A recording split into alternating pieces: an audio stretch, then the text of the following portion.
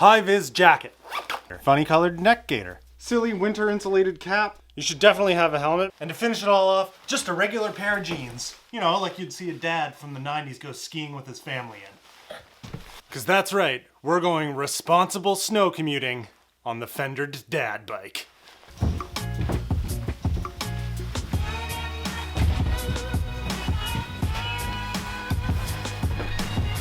on there.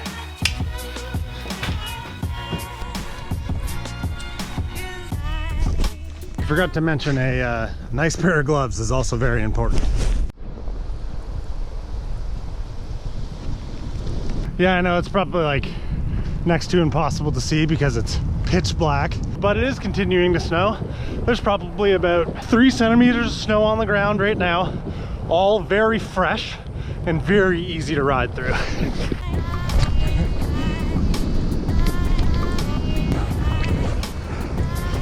Now, an important takeaway for this video, and something you need to keep in mind if you're going to try and ride in the snow, especially on multi-use trails like this, that it needs to be a fresh snowfall.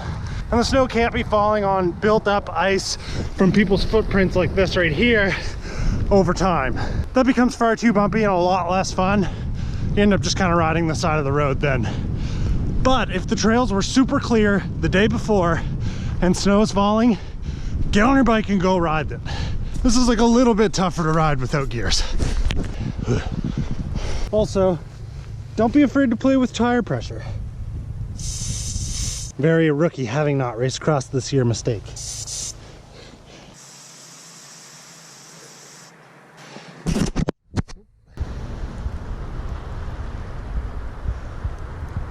See those flashing police lights over there?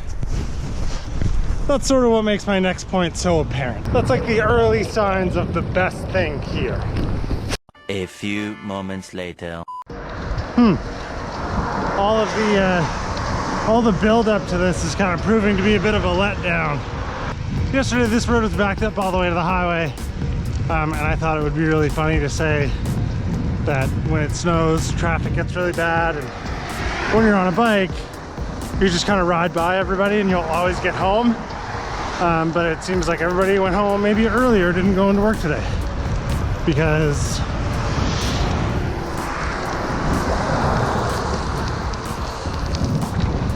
it's really clear out.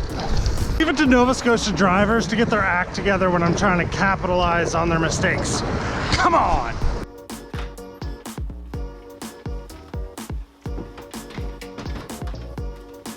That was remarkably anticlimactic.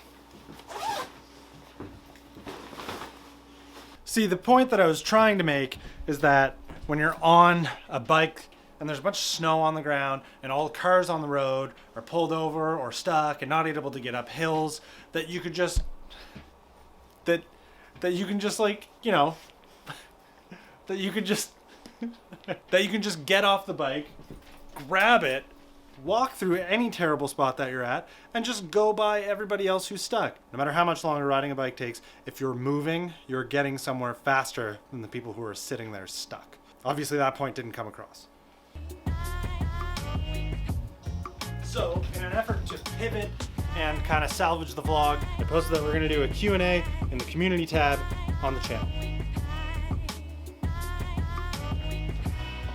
Oh man, I missed the first 10 comments on the new Mr. Beast video. I don't get $1,000. Question 1 to get started by Carol BG9768. Have you considered doing any dog bike themed videos? I actually did a bunch of these with Norton when I first started the channel, probably within like the first year. So I don't do a lot of them, but you'll probably see more of them next season. What is your longest ride in a day? I think it was like 220 kilometers. I actually did a video while I was doing it. Could you ever own a bike and not tinker modify it? No. Honestly, messing with bikes is probably like 40% of the fun for me. Would you ever own another Corrado? Yes. What advice would you give to yourself starting out? 1, never underestimate the power of consistent uploading. And 2, never ever go to university. Any advice for a young shop mechanic? Learn when good enough is good enough. Is Halifax Donair really that good? I'm not that crazy about Donair. Also, I don't eat meat anymore, so there's that. What is the ideal winter bike and why? I personally think that a lower geared fixed gear is the best possible winter bike. There's no moving parts to be frozen. You can just leave it outside and it'll work the same way as when you got there. How old is Norton? How old are you? 7. 7.5. A really popular question is like, what bike would I build if money was no object? And that is a really tough question for a couple different reasons. Is money no object forever, or is money no object just to build it and I have to maintain it after? Because that kind of dictates two different answers. If money was no object forever, some sort of custom gravel bike that would either be steel or titanium. And then it would be built up with like the typical boring Instagram bike parts. Unfortunately, I'm not creative enough to say that I would do something really interesting. It would just be a really baller, expensive build, custom frame, carbon wheels, big tires, and probably like SRAM red axis. That's almost why I actually like not having any money, because I have to get creative with what I'm building. And honestly, for those of you who have asked like specifically about like what's your money no object mountain bike, same answer. It would be a steel dual suspension that would be built by Altruist, and I'd build it up with just like the most baller parts that I could. I honestly kind of find that like the more expensive builds are kind of the more boring ones, but they are fun to look at. Why do you think non-pro cross road racers still stick with tubulars? So for those of you who are not familiar with tubulars or my history with them, they are tires that glue onto a rim. There's no clincher. The reason that you use them for cross is because the handling is so much better. You can run them so much lower and you don't have to worry about burping or having the tire lose any air. I've actually never gotten a flat with a cross tire. My history of bad luck was always with road tires. They are better for cross. You'll always see, for at least the next 10 years or so, all cross racers will use tubulars. They're just the superior choice for race stuff. Tubeless is getting there though. When it comes down to racing, you take the risks that come with better performing things. Is your wife still riding? Yes, Angela does still ride bikes from time to time. Would your knowledge of bikes and the current fleet you have be the same / as much if it wasn't for the Spin Dot channel?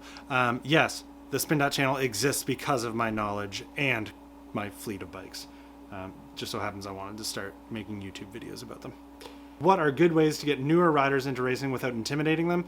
I don't know. Probably trying to put on more fun and appealing looking races without a lot of competitiveness going on.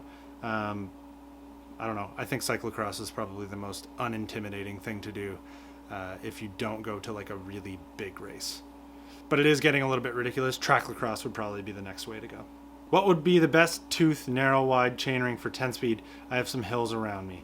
Go like 40 tooth, 38 or 40. I would say 40. I'm running an 8-speed Shimano cassette with a 1x42 up front. Having issues with the chain dropping. That's going to be tough because there's not going to be any clutch in your 8-speed rear derailleur. You're probably going to want to go with something that has a bit stronger of a spring to hold chain retention. I guess my next question would be, do you have a narrow wide up front? That will help a lot. Hypothetically, you have 500 euros or a relevant currency conversion. How do you spend it? It has to be on upgrades to your current bikes. Probably just wheels. How can you become a better single speed rider? Is it different training strategy than geared? Will I ever keep up to my geared group? Yes, I only rode a single speed for the longest time. All you need to do is just keep riding it and do the road ride routes that everybody else does, and then try and stay with them. I would not worry about any sort of training regimen. Just go ride your bike. Favorite bike you've ever ridden? Probably my Crux. I'm sad that I sold it, and I really hope that the carbon one kind of lives up to the expectations. How did I get into cycling, and what does my dream bicycle look like? I'm just going to answer the first one. I got into bikes at a wildly young age. I was probably like 6, and I had a little like fake BMX bike, and I would just jump over my friends. And then from there, I just kept riding a bike everywhere. I rode BMX all growing up, probably till I was like 18 years old, and then I got a really cheap single speed bike to get to and from college, and then that bike made me want to start road riding. I started road riding, learned about cyclocross. Cyclocross made me wanted to ride mountain bikes, and now I'm in this. Now I do this. Why'd you shave? I'm a really nervous person. I pick away at my hair a lot and it starts to hurt, so I shave it off. Who would you like to do a collaboration video with, and why?